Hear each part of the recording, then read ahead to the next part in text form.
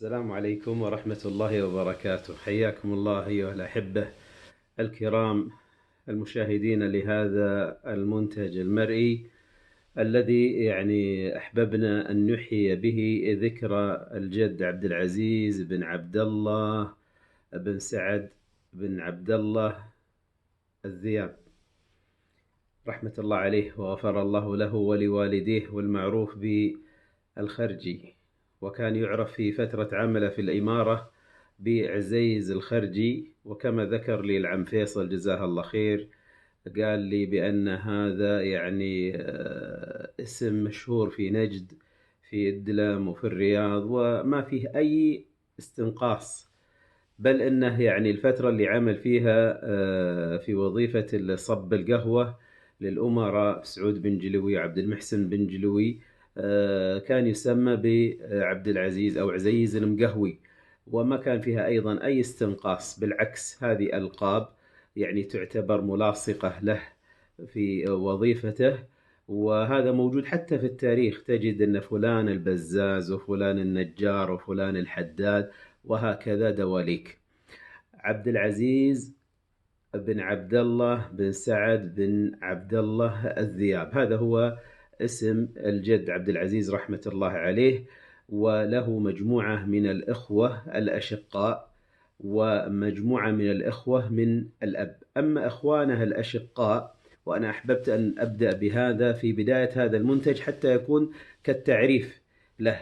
فإخوانه الأشقاء فهو أكبرهم وأخوه الثاني علي بن عبد الله بن سعد بن عبد الله الذياب، وأخوه الثاني الشقيق صالح بن عبد الله بن سعد بن عبد الله الذياب. وله أختان شقيقتان، الأخت العمة سارة والعمة فاطمة. هؤلاء أشقاء، أمهم شيخة بنت سعيد الذياب ووالدهم كما تقدم. أما إخوانه من والده فهم ناصر بن عبد الله بن سعد بن عبد الله الذياب، وأخوه محمد بن عبد الله بن سعد الذياب، وأختهم كذلك شيخة، وأختهم حصة. هؤلاء أشقاء من جهة الأم والأب. أما مع الجد عبد العزيز والبقية إخوة فهم إخوة له من أب، كما ذكر ذلك في دليل عائلة الذياب.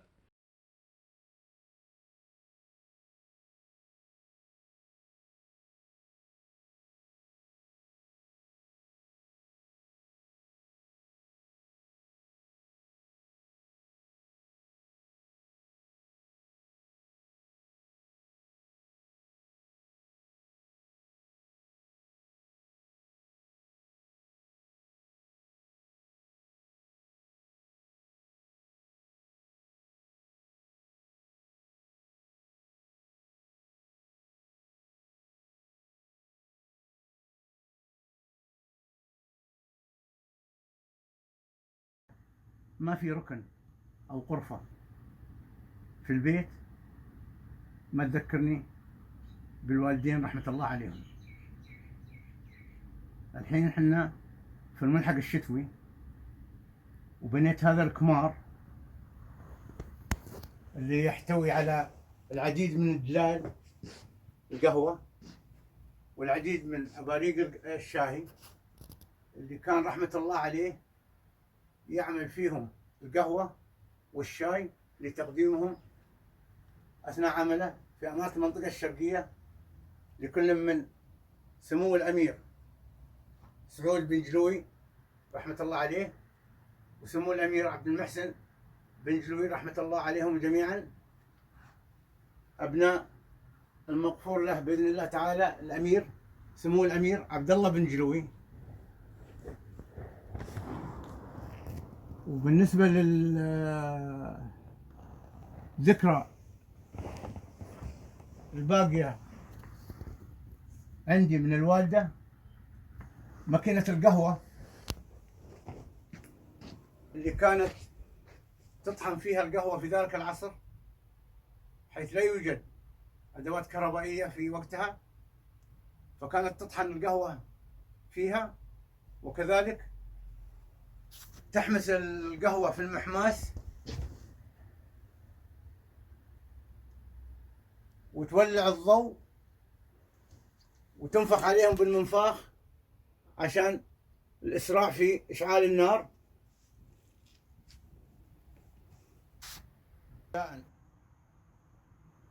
بعمل الوالدة رحمة الله عليها وأسكنها فسيح جناته، عندما تقعد على الوجار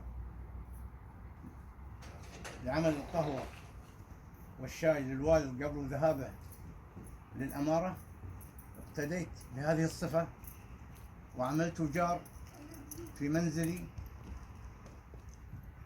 اقتداء بالوالدة، حيث أن كان الوجار في ذلك الوقت صغير وكان في منزلنا في حي العمامرة بالدمام، والآن عملت وجار كبير اقتداء وذكرى للمرحومة بإذن الله تعالى والدتي.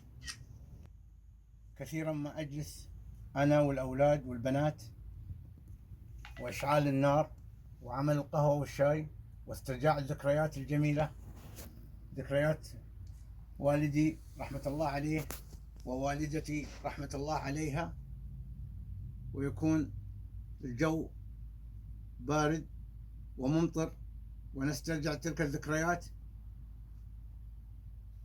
ولله الحمد. طبعا من الميزات اللي حصلت عليها من الوالد عديدة، ولكن أذكر منها أثناء لبسي في القطرة لا أحب أن يكون للقطرة مرزام كما كان يعمل الوالد، وكذلك اقتداء بالذكرى التي وجدتها في جيب الفرملية الخاصة بالوالد، وهي عبارة عن 3 كسر عود محتفظ فيها في الملحق الصيفي ومكتوب تاريخ الحصول عليها. فاقتداء بالوالد رحمة الله عليه أصبحت يوميا قبل الذهاب إلى العمل أو أخرج من البيت يجب أن تكون داخل جيبي في الثوب 3 قطع عود، لو استلزم الأمر إيقادها في مكان ما أشعلتها، وإن لم أستطع تركتها ليوم آخر. وهذه من الذكرى العطرة التي تركها لنا لوالدي رحمة الله عليه. استكمالا للأدوات والحاجيات التي حصلت عليها من حصتي من تركة والدي رحمة الله عليه، هذا الراديو الذي كان في حينه وعصره من أفضل الماركات، وليس أي منزل يحصل على مثل هذا الراديو في المنزل.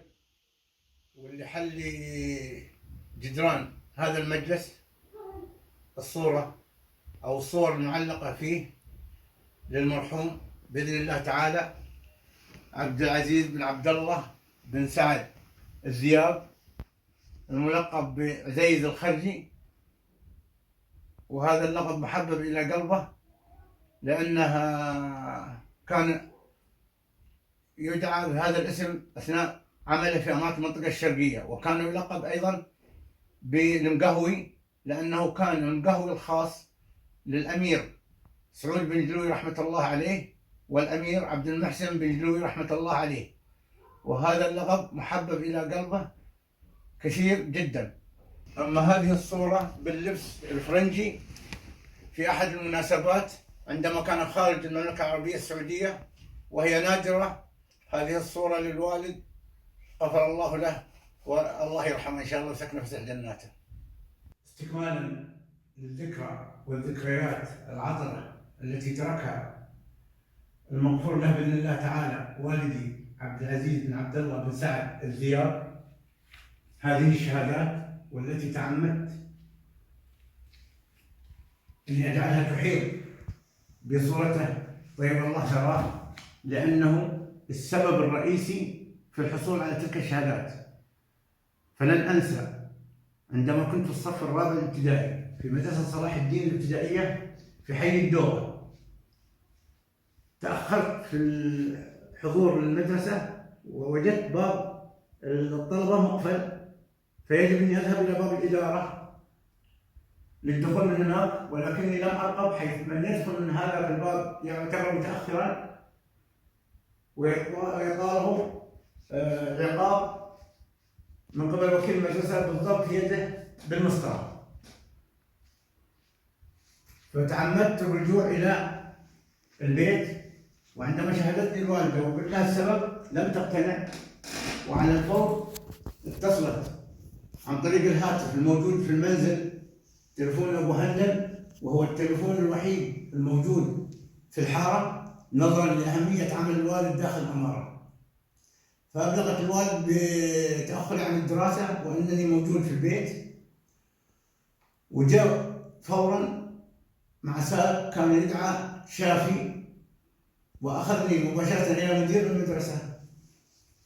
وعندما وجد مدير المدرسة قال جملة لا زالت متعلقة في إذني وفي ذاكرتي، وهي: لكم اللحم ولنا العظم، فاجلده يا سيادة المدير لكي يعلم أن العلم سلاح الحياة. وبفضل هذه المقولة واجتهادا مني حصلت على هذه الشهادات، ووصلت لأعلى المراتب دراسيا ولأعلى المناصب وظيفيا. فرحمة الله عليك يا أبو عبد الله، رحمة الله عليك يا زيد الخلدي، رحمك الله عليك يا المقهوي، رحمة الله عليك يا عبد العزيز بن عبد الله بن سعد الذياب، رحمة واسعة آمين. صعب نسيانها هذه السجادة أو الذولية، وهي التي توفى عليها المغفور له بإذن الله تعالى والدي عبد العزيز بن عبد الله بن سعد الذياب في شهر ربيع الأول من عام 1412 عندما استيقظ من نومه، وكان يعاني من عيان شديد، وعند خروجه من غرفة نومه سقط واقعا على الأرض على هذه السجادة أو الذولية، وانتقل إلى رحمة ربه في ذلك اليوم.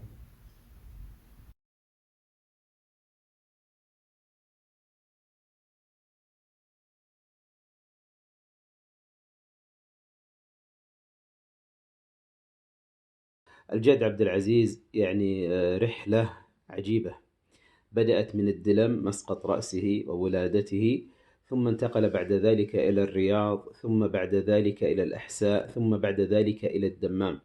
وكانت المعيشة في الدمام سنوات طويلة إلى أن انتهت هذه الحياة التي بدأت عام 1340 ثم انتهت عام 1412، وكانت النهاية وفاته في بيته في المزروعية، آخر بيت بناه.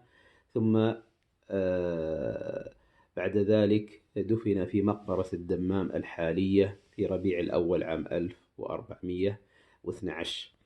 هذه القصة بدأت كما تحكيها يعني والدته شيخة بنت سعيد الذياب، تقول: ولدي عبد العزيز يعني كان عمره 18 سنة وكان يعمل خوي، وانتقل بعد ذلك إلى الرياض للعمل. سنه الصغير يعني منعه من أن ينضم إلى رجال الملك عبد العزيز رحمة الله عليه المؤسس، فعمل فترة طويلة في الرياض، وكان يعني من حرصه على إخوانه الأشقاء علي وصالح، أنه لما شاف الخير في الرياض ووفرة الوظائف أرسل لهم في الدلم. فقال لهم: الدلم ما فيها شيء، الدلم ما فيها إلا مزارع والوظائف قليلة، إيش رأيكم تجون في الرياض؟ تجون فيه وظائف وفيه مجالات للعمل، تعالوا للرياض. وبالفعل انتقل الأخوة صالح وعمل في البريد فترة طويلة، ثم العم علي وهو عم الوالد وهم أشقاء انتقل كذلك إلى الرياض، وعمل فترة طويلة في وزارة الداخلية عند الأمير نايف بن عبد العزيز.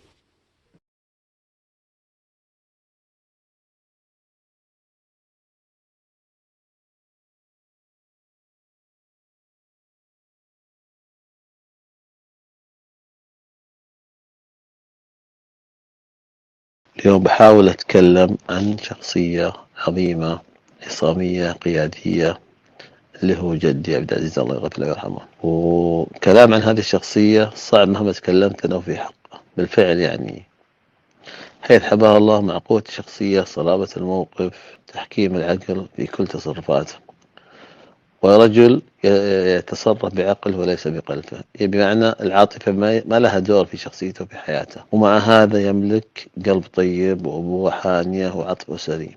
ومع قوة شخصية جدي الله يغفر له ويرحمه له هيبة وحضور قوي ميزة، وأعطاه كاريزما وشخصية مميزة، قيادي بمعنى الكلمة. تعلم منه الكثير رغم أنه غير متعلم، ولو الله كتب له تعلم كان صار شخصية مختلفة ومؤثر أكثر في المجتمع وفي الدولة. الله يغفر له ويرحمه ويسكن فسيح جناته.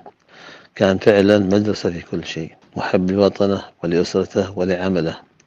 وكلمة عمله هنا حط تحتها أكثر من خط، لأنه رقم واحد في حياته، وكان يقضي معظم وقته في العمل بشكل يعني طغى على تواجده في البيت.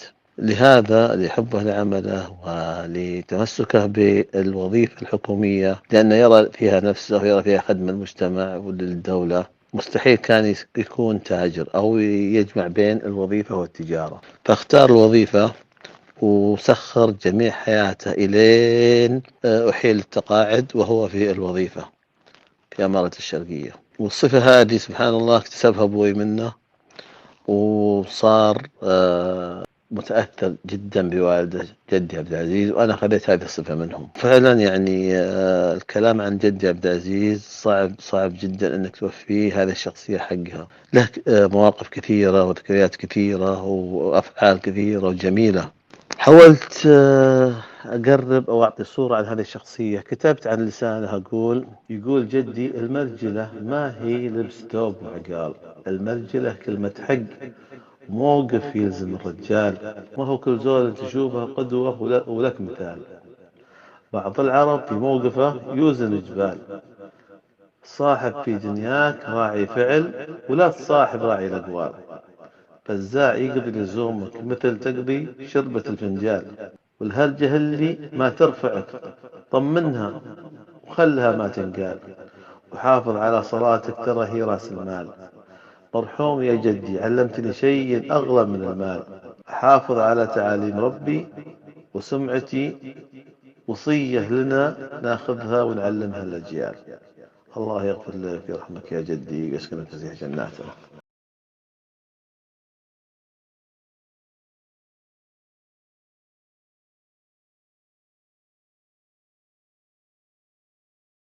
حياة الجد عبد العزيز رحمة الله عليه وصلته بالأمراء من آل جلوي. بداية عمل أو بداية انتقال الجد عبد العزيز كانت كالتالي: بعد أن تم فتح الأحساء، يعني أسند إمارة الأحساء وحكم الأحساء وما يتعلق بها، أسنده الملك عبد العزيز رحمة الله عليه إلى عبد الله بن جلوي. ومن العلوم أن عبد الله بن جلوي رحمة الله عليه يعني شارك الملك عبد العزيز في حروبه وفي يعني المعارك التي خاضها، ومنها فتح الرياض. فأعطاه يعني حكم الأحساء. فمع هذا الانتقال عرض عليه أن يختار من يشاء من الأخوية ومن الرجال الذين سينتقلون ويعملون معه في الأحساء، فطلب عدة أسماء، وكان التنصيص والتخصيص من الأمير عبد الله بن جلوي على الجد عبد العزيز. قال كما حدثنا العم خالد، قال: وأبي معهم عزيز الخرجي.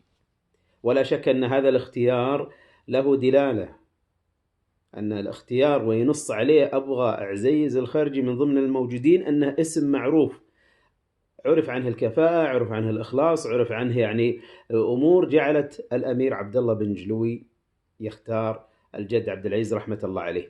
انتقل الجد عبد العزيز مع الأمير عبد الله بن جلوي إلى الأحساء. ومن المعلوم أن الأمير عبد الله بن جلوي كان هو أول أمير على الأحساء ومن آل جلوي، لأن حكم الأحساء بعده ابنه سعود بن جلوي بعد وفاته. فاستمر في هذا العمل مع الأمير عبد الله بن جلوي فترة. ومن المواقف الطريفة التي يعني حصلت والجميلة في نفس الوقت، والتي تدل أيضا على وفاء الأمير عبد الله بن جلوي أحدثكم فيه في المقطع القادم.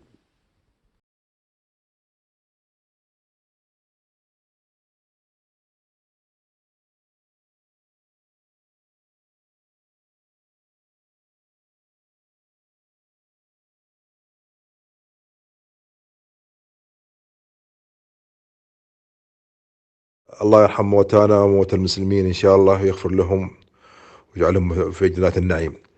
بس حبيت في ذاكرة جتني الحين، يعني أنه الله يرحم جدك كان يزور أختي الكبيرة اللي هم يوسف حبيبة، كنت أعرف سمعت عنها.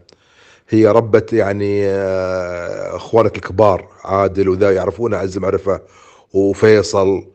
يعني كانت عند في البيت عندكم، وربت عمام عمك، وربت اخوانك الكبار. وكان يزورها كان بيتها في حي العمامرة اللي هي ام يوسف حبيبة فرج الله عليها. هذه اختي من ابوي، يعني توفت عمرها فوق 90 سنة.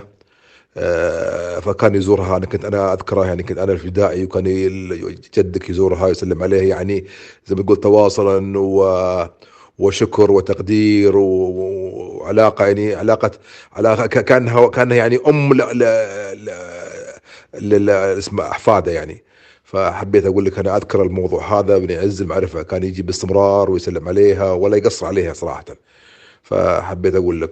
وبالنسبه والله بالنسبه للصور الله يجزاه خير، اغلب الصور اللي كانت عند اخوي علي، اخوي علي الكبير طبعا، اعطاها سالم العيد. سالم العيد هو من اخويا، من اخويا. سالم العيد اعطاه عند ولده عيد الكبير اللي عنده الصور هذه، واعطاها اياه من زمان. اعطاه صور كثيره يعني فيها والدي وكذا من الاخويا اللي توفوا الله يرحمهم. بس حبيت اذكرك ويعطيك العافيه، جزاك الله خير يا اخوي محمد، ونتقابل عن قريب بإذن الله سبحانه وتعالى.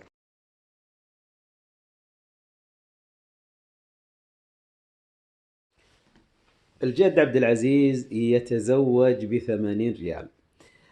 الجد عبد العزيز طبعا كما حدثني العم فيصل الله يحفظه، سألته قلت له هل أبوي عبد العزيز يعني سبق إنه ساق سيارة أو كذا؟ لأن الفترة اللي أدركته ووعيت دائما أشوفه يوصله العامل أو السواق من الإمارة بالسيارة الحمراء، الونيت يسمونها أبو خاصرتين أو أبو خاصرة.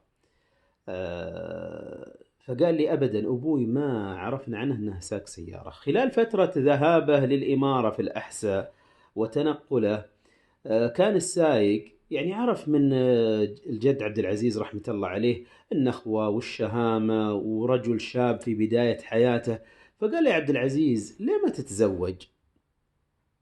فذكر الجد عبد العزيز من حاله، قال أنا ما عندي، يعني أنا ما عندي ذيك الدراهم اللي أقدر أفتح بيت وأصرف ويعني أجهز. قال له لو عرضت على الأمير عبد الله بن جلوي إن شاء الله ما راح يقصر معك بإذن الله، وأنت إنسان معروف وشاب وكل يتمناك.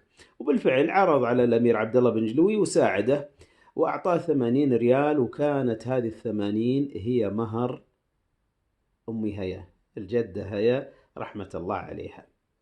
وهناك موقف طريف أيضا يقال في مقطع ثاني في زواج الجد عبد العزيز من الجدة هيا بنت جوهر بن صالح العنبر رحمة الله عليها.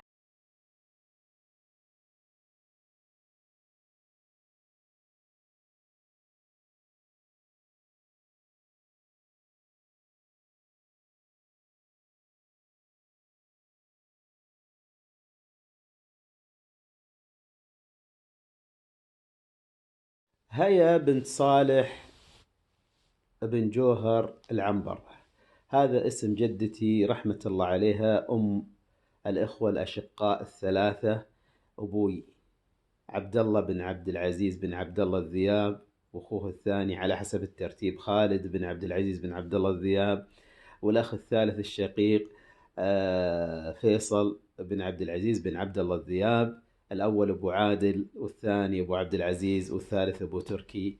رحمة الله على الوالد عبد الله، وحفظ الله الأعمام فيصل وخالد. حدثتني الوالدة هيلة بنت عبد العزيز بن صالح أبو فريدة الله يحفظها ويطول في عمرها، قالت إن جدتك هيا يعني جابت يعني غير أبوك وأعمامك مرتين اللي سقطت في حدود 7 شهور، وأظن واحدة منهم بنت على ما ذكرت، ما كتب الله عز وجل لهم الحياة في فترة انتقال يعني الجد عبد العزيز معاها من الأحساء إلى قرية، وهي تسمى القرية العليا، إلى قرية. نعود للزواج.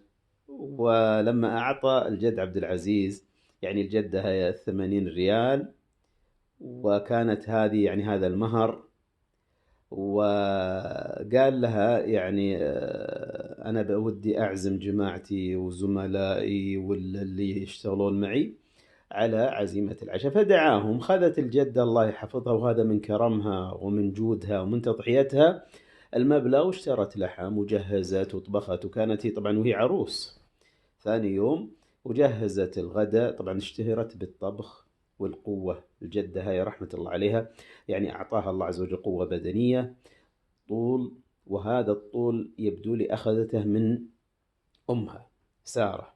طبعا عندها أخوان غير أشقاء، اللي هو الخال سليم بن أحمد الحميين، والخالة جمعة بنت عبد الرحمن. تميزوا بالطول وقوة البدن. طبعا هم غير أشقاء، ولذلك أخذوا هذا الطول وهذه القوة البدنية من والدتهم رحمة الله عليها. فكانت الجدة هي يعني ما شاء الله عندها قدرة أنها تطبخ الذبايح، فعملت الوليمة وجو الزملاء الجد عبد العزيز وتغدوا عنده بمناسبة زواجه.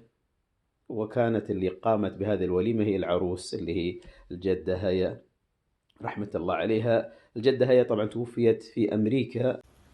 وتقريبا من الموقف هذا صارت فيه ألفة بين الوالد والأمير عبد الله بن جلوي رحمة الله عليه، حتى لما الملك عبد العزيز فتح الأحساء وكان بيحط عليها حاكم، خير الملك الأمير عبد الله، قال له ترى الحسا والمنطقة الشرقية لك يا عبد الله بن جلوي، فشوف من الأخويا اللي تختارهم. فأول ما جاءت عينه على أبوه قال أبي عزيز الخرجي، لأنه جاي من الخرج، فقال أبي عزيز الخرجي. وفعلا جاء وياه إلى الحسا، وجلس وياه الحسا، ترعرع، وصار فيه عند الأمير عبد الله واحد من السواقين من أهل الحسا من الشقيق، فقال له يا عبد العزيز أنت حين ما شاء الله عليك بلغت سن الرشد وكبير، وليش ما تتزوج؟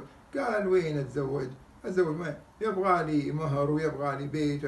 قال كلم العم عبد الله بن جلوي، مو مقصر. بعدين أنا اللي حسيت من الأمير عبد الله بن جلوي يعزك ويقدرك، ولو قلت له هذا الطلب فعلا قدم له وقال له ما قصر، عطاه مهر وعطاه حق أجار بيت. الله يجزاهم خير، حكامنا مو بيقصرون.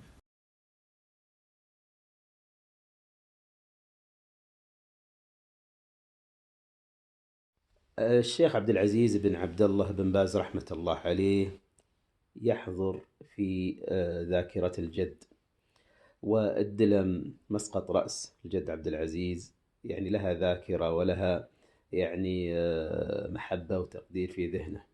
سألت جدي عبد العزيز مرة، وكان يجلس بعد العصر في بيته في حي المزروعية يتقهوى، فكنت أجلس معه، وكنت وقتها طالب في كلية الشريعة في عام 1409. فسألته، كنت أحب يعني أخذ معلومات عن الشيخ بن باز، وهو ملء السمع والبصر رحمة الله عليه الشيخ، وكل يتمنى يعني أن يعني يسمع معلومة. فذكر لي معلومة عجيبة. طبعا الجد عبد العزيز كان في الدلم، والشيخ عبد العزيز بن باز رحمة الله عليه أول وظائفه عين قاضي الدلم عام 1357، وجلس فيها 14 سنة إلى عام 1357 إلى 1370. الفترة ذي كان جدي يعمل في المحكمة عند الشيخ عبد العزيز بن باز في الحراسة خوي، وكان يذكر لي جدي رحمة الله عليه يعني الأسماء اللي كانوا موجودين في الدراسة، قال كانوا يدرسون عند الشيخ في المحكمة، ويدرسون عنده في المسجد، يدرسون عنده في المسجد، ويدرسون في بيته. في المحكمة كان يمارس يعني القضاء بين الناس المتخاصمين. فيقول يعني كنت واقف على عند الشيخ في الحراسة، وكان من ضمن الأشخاص الشيخ محمد بن زيد آل سليمان، اللي أصبح بعد ذلك رئيس محاكم الشرقية، ومحمد بن سليمان آل سليمان رئيس جمعية تحفيظ القرآن وأحد المؤسسين، ورئيس المحكمة المستعجلة في وقته رحمة الله عليه. وذكر شخص ثالث. العجيب أن هذه المعلومات كلها وجدتها في كتاب موثقة لشخص يقال له البراك. الطلاب الذين درسوا على الشيخ عبد العزيز بن باز رحمة الله عليه في الدلم. هل كان هذا الموقف الوحيد مع الشيخ عبد العزيز بن باز من قبل جدي عبد العزيز؟ لا، هناك موقف ثاني وأحدثكم فيه في مقطع جديد.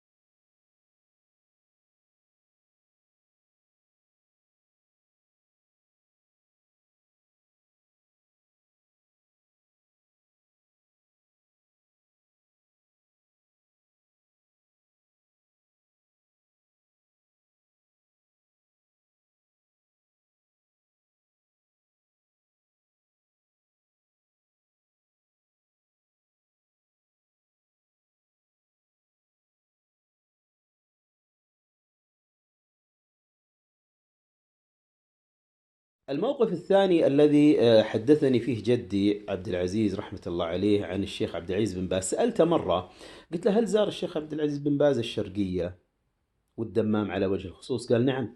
الكلام هذا عام 1402. يقول زار الشرقية وسكن في الفلة السوداء، وكنت أنا يعني من ضمن المجموعة الأخوية اللي كنا نرافق الشيخ عبد العزيز بن باز خلال رحلته، وسكن في فندق القصيبي، وكان عنده من الدروس والكلمات، وقام ب يعني مشروع دعوي ورحلة دعوية استضيف من قبل جامعة الملك فيصل وجامعة الملك فهد للبترول، جامعة البترول اللي تحولت بعد ذلك إلى اسمها الجديد جامعة الملك فهد للبترول والمعادن.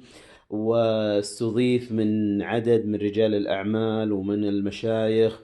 وكان الشيخ عبد العزيز بن باز رحمة الله عليه حتى في وقت بقائه في يعني فندق القصيبي، إذا صلى فيهم إمام يلقي كلمات بعد الصلوات. هذه المعلومة حدثني فيها جدي في حدود 1409 1410 رحمة الله عليه. بعد ذلك وجدت هذه المعلومة أيضا موثقة في كتاب، لكن ليس مظنة هذه المعلومة. ابن باز في بريدة، عبد الملك البريدي، تكلم عن هذه الرحلة الدعوية التي قام بها الشيخ عبد العزيز بن باز في الشرقية في عهد الأمير عبد المحسن بن جلوي، وأحسنت وفادته ومن قبل الأمير ومن قبل التجار ومن قبل المشايخ، وقام ببرنامج دعوي يعني جميل نفع الله به. رحم الله الشيخ عبد العزيز بن عبد الله بن باز، ورحم الله جدي عبد العزيز بن عبد الله الذياب.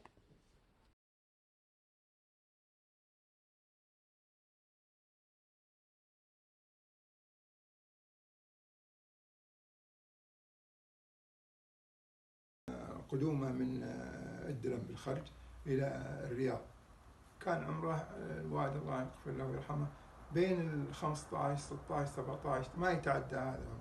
جاء مشي من الدلم اللي في الخرج لين الرياض على أساس يلتحق بالملك عبد العزيز كخوي.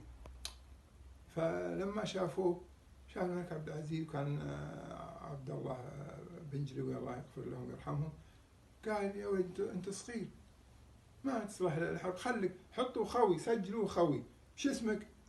قال: عبد العزيز. كذب بنعره عبد العزيز. قال: لا، عبد الله بن جلوي. وشو؟ عبد العزيز، ما في الا عبد العزيز واحد، عبد العزيز بن سعود.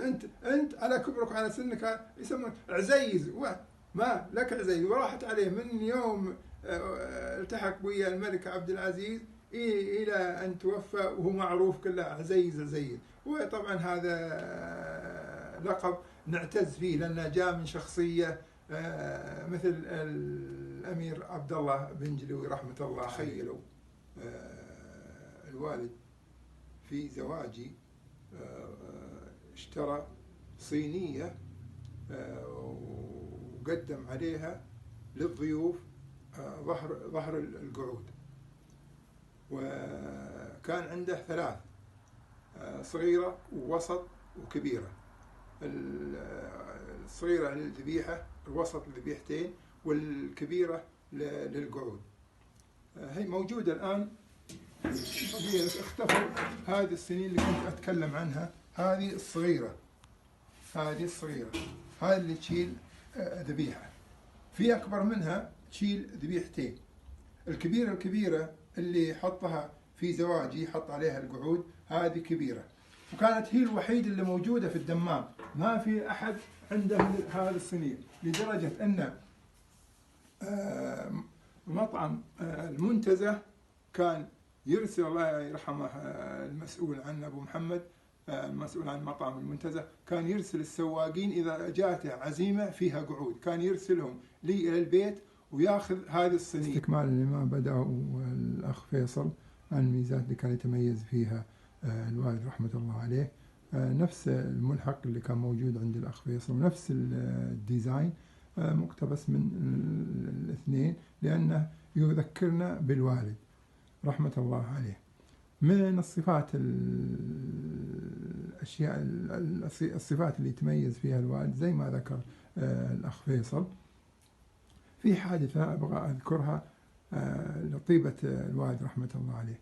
في مرة من المرات حصل حادث للسواق الهندي اللي كان عند الوالد، وتصادم وصار له حادث مع واحد سوداني، فراح المرور فاستدعوا الوالد.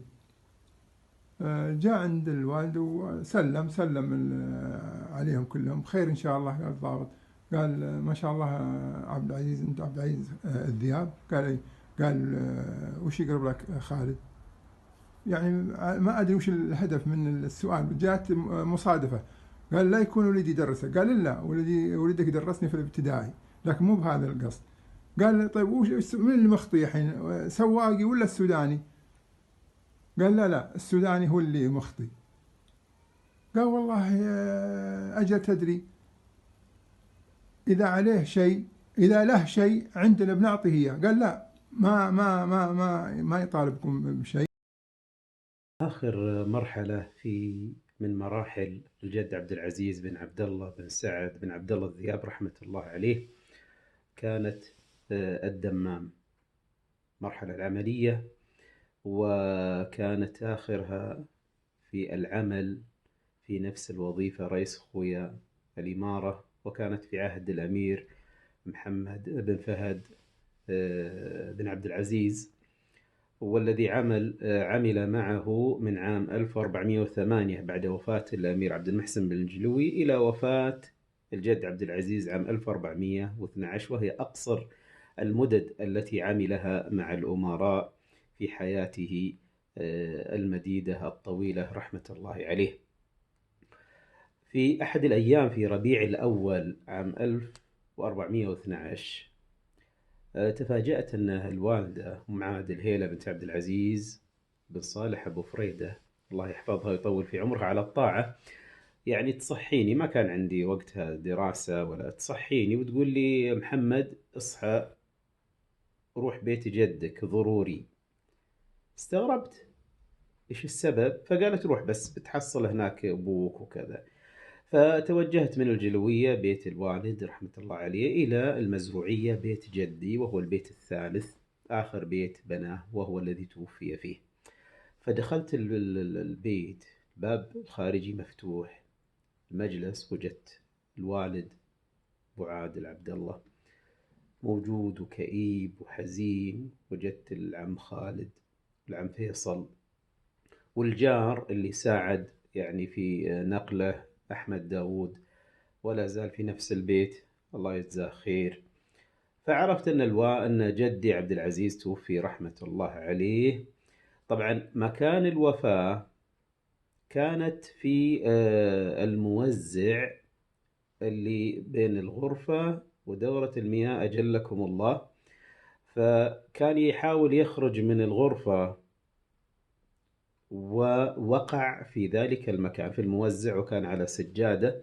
ويعني ذكر هذا الموقف العم فيصل في أحد المقاطع، إما مرت عليكم أو ستمر بعد هذا المقطع.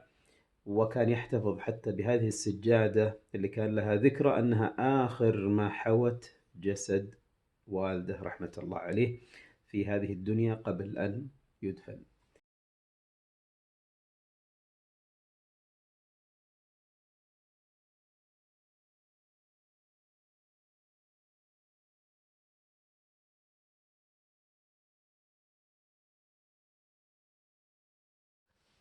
ما يتعلق بالصلاة، اختيار المسجد والدفن، طبعا تم غسل الجد عبد العزيز رحمة الله عليه في مسجد الشيخ عيسى الواقع على شارع المستشفى، هو معروف كان بالصلاة على الجنائز.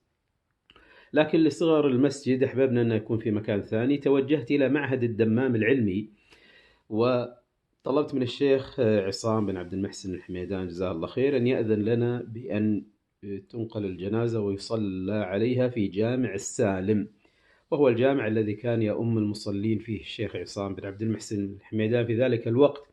وافق الشيخ جزاه الله خير، ونقلنا الجنازة من مسجد الشيخ عيسى قبل الظهر إلى جامع السالم في حي 71، في هذا اسمه في ذلك الوقت. وتمت صلاة العصر، ثم تقدم الشيخ عصام وصلى عليه صلاة الجنازة. بعد ذلك تم نقل الجنازة بالإسعاف، وكان يعني العم فيصل رحمة الله عليه وأنا وشخص معنا ما أذكر الآن هل هو العم خالد أو الوالد. انتقلنا إلى مقبرة الدمام الحالية، ودفن فيها الجد عبد العزيز رحمة الله عليه.